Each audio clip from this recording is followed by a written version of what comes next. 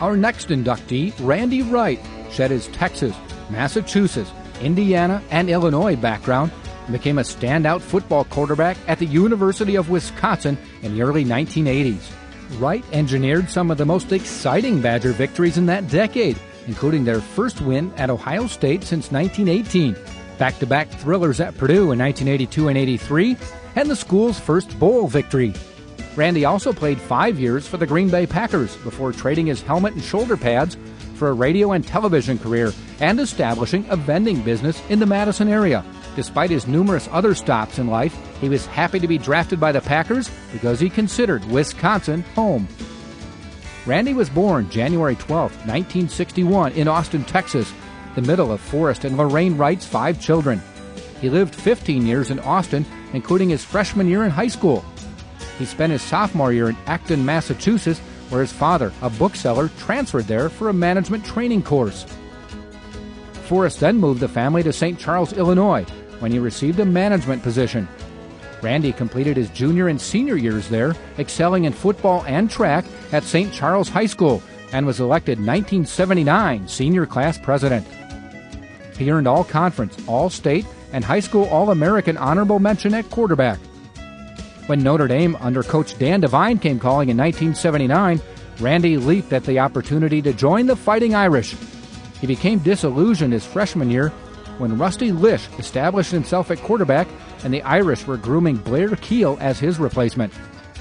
Wright considered transferring, and he remembered a pleasant recruiting experience with Wisconsin's Dave McClain and quarterback coach Bill Dudley. So he transferred to Madison and sat out the 1980 season under NCAA rules. Wright spent most of the 1981 season behind Jess Cole, who sparked Wisconsin to victories over Michigan, Ohio State, and Purdue in the same season for the first time in school history.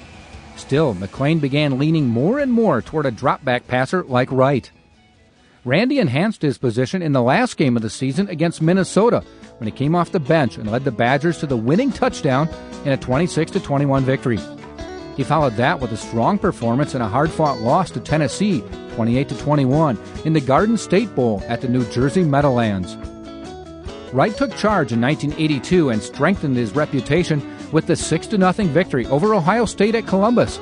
It featured possibly the most memorable drive of the decade. The Badgers scored in the first quarter and held off the Buckeyes the rest of the way. That last drive started after Brad Grabo recovered an Ohio State fumble on the UW 21-yard line with 8 minutes and 33 seconds left in the game. The drive included 17 straight running plays, the longest being Wright's 10-yard dash around right end on the 12th play. The Badgers reeled off 6 first downs, 2 coming on 4th down. They moved to the Buckeye 10, where time ran out. That season included 2 heartbreak losses to Illinois, 29-28, and Indiana, 20-17. The former featured the famous bounce pass to Al Toon, who then threw to Jeff Nault for a touchdown and a 28-26 lead. But the Illini roared back to kick the winning field goal. 2 weeks later, Randy was knocked unconscious in the second quarter against Indiana at Camp Randall. An ambulance drove onto the field and sped him to University Hospital. He made a dramatic re-entrance in the fourth quarter and led the Badgers back in front, but again, a Hoosier field goal thwarted their comeback with 4 seconds left in the game. A loss at Iowa next week seemed to doom the season, but the Badgers blanked Minnesota 24-0 in the finale and earned a bid to the Independence Bowl in Shreveport, Louisiana, where they met Kansas State on a soggy field.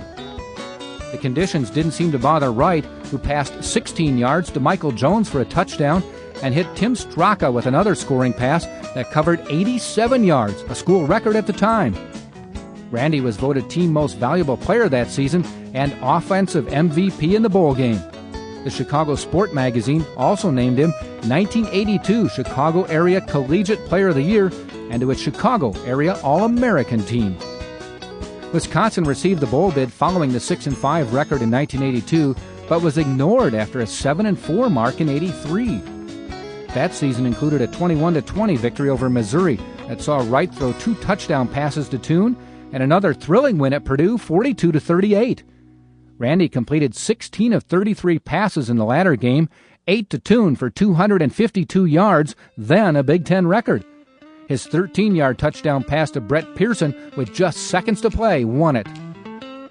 Wright ended his Badger career at Camp Randall the next week with a 32-0 victory over Michigan State, in which he scored 1 touchdown on a quarterback sneak and passed 27 yards to tune for another.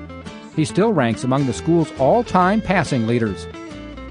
Randy then was drafted by the Packers and spent 4 seasons under Coach Forrest Gregg and 1 playing for Lindy Infante.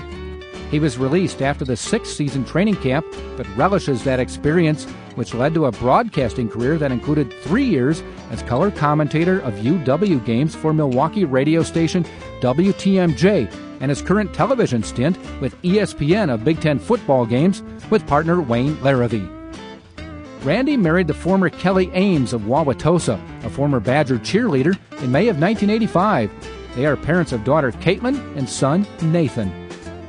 The Madison Sports Hall of Fame and Schwegler Sport Promotions are happy to add another transplanted Illinois resident to our athletics shrine after his brilliant career at the University of Wisconsin.